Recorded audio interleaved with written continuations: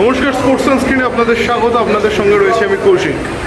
13 তারিখের বড় ম্যাচে রেফারিং কে হবে এই নিয়ে কিন্তু প্রশ্ন সমর্থকদের মধ্যে। ভরা কলকাতা মরশুম, তার মধ্যে খবরের শিরোনামে ক্যালকাটা রেফারিজ অ্যাসোসিয়েশন যেভাবে রেফারিং হচ্ছে এবং প্রতি ম্যাচে রেফারিদের ভুরি ভুরি ভুল কিন্তু সামনে আসছে, যা নিয়ে প্রতিবাদ জানিয়েছেন খোদ আইএফএ সভাপতি অজিত ব্যানার্জি। তার পাশাপাশি একাধিক ম্যাচ, বড় দলের ম্যাচ হোক কিংবা ছোট দল, সুরুচি সংঘ, বিএসএস, খিদিরপুর, মোহনবাগান, মহামেডান সব ক্ষেত্রে কিন্তু রেফারিংয়ের বিতর্ক দেখা গেছে।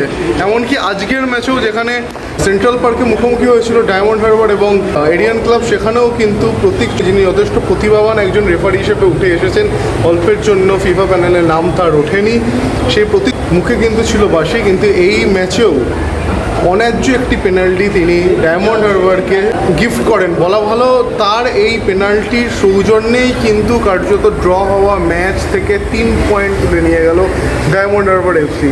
ফলে রেফারিংয়ের মান এবং রেফারিংয়ের দক্ষতা নিয়ে কিন্তু চলতি কলকাতা লিগের শুধু প্রিমিয়ার ডিভিশনেই নয়, অন্যান্য যে সকল ডিভিশন, 3rd ডিভিশন, 4th ডিভিশনেও কিন্তু প্রশ্ন উঠেছে। এই মুহূর্তে এবং এই পরিস্থিতিতে দাঁড়িয়ে 13ই জুলাই কলকাতা ডার্বি অর্থাৎ বাঙালির বড় ম্যাচে বাঁশি কার মুখে থাকবে তা কিন্তু একটা বড় প্রশ্ন।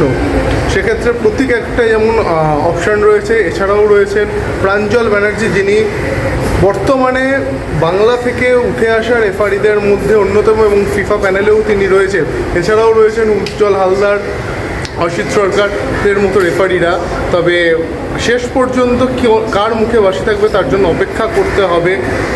সেটা শনিবারের ম্যাচ শুক্রবারই ঠিক হয়ে যাবে। তবে যতটা জানা যাচ্ছে, খুব বেশি অঘটন না হলে প্রাঞ্জলের মুখেই কিন্তু থাকতে চলেছে শনিবাসরীয় ডার্বির বাসি, অর্থাৎ মরশুমের প্রথম ডার্বির বাসি।